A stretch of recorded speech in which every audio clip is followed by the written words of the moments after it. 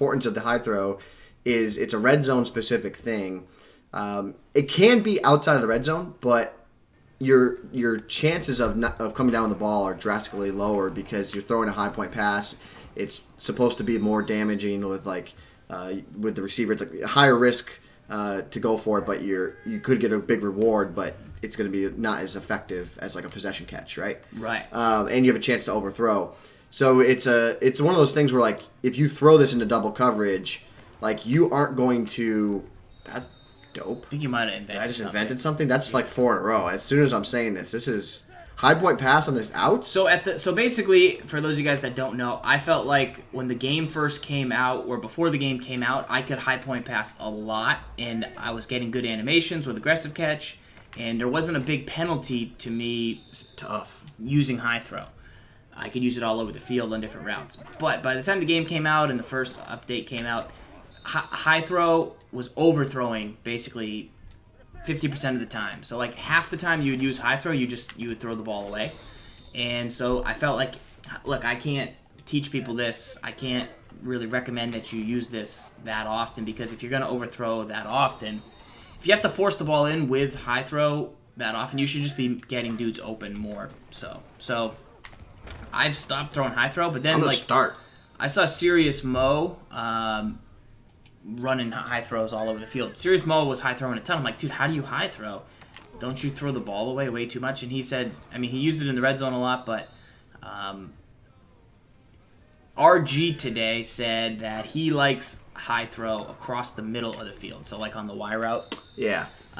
That's the only real time he says you basically have to throw a high throw across the middle of the field. If somebody's lurking in the middle of the field, which I'll try and emulate here. There's the overthrow. But that's the overthrow that you get a lot. So maybe you're backing up. There's pressure near you, and you're but also like backing up. if I'm lurking with Wagner, you have to high throw to Y, so that because otherwise I could potentially get an interception. So that's when RG says that he likes to use it. So, but Mo doesn't really suffer from the.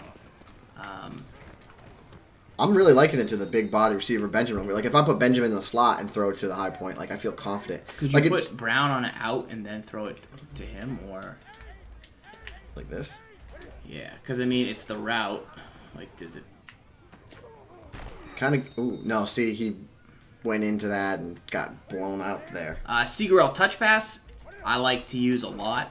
You don't really overthrow with touch pass, so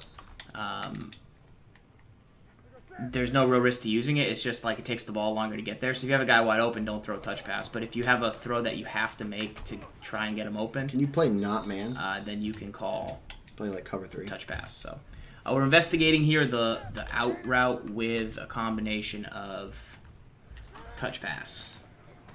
Like this seems tough. You know why this seems tough? Watch this, because you're not going to get the press. It seems like I'm going to get that animation where he turns up like the old school like rocket. Like, check this, right? Timing, he drifts away. Yeah, oh yeah. It's pretty good. Oh, did we just invent something on National Live Internet? All right, cover 3. Let me try to Teddy ball game Gins. No way. To Teddy? No freaking way. Teddy Bear? Ew. What was that throw? Did I get hit? You threw a low pass, it said. No, really? That's what the game said. I don't know. Probably a broken controller. Let's go, Teddy. Cover 2, man. Come on, man. Quick audible left. Change your shirt. God. I would never eat your shirt. No? No. What? Ginn can't like run the route. He's too crisp. Yeah, he's like too cover 3. He like can't run the route. Yeah. Ew. Ted Ginn. Ew. But watch this, Benjamin. Because this deep zone's going to drift away the second he takes the cut, and then there's like a little window like right there where you got space, and then he like kind of goes up and gets that animation. This could be a legit thing, especially with all these cover 3s. Gibbs, would you sell the UL Vic if you had the 94 Mariota? Yes, okay. I would. All right. We'll talk about that shortly. Why? So we're talking about high pass right there.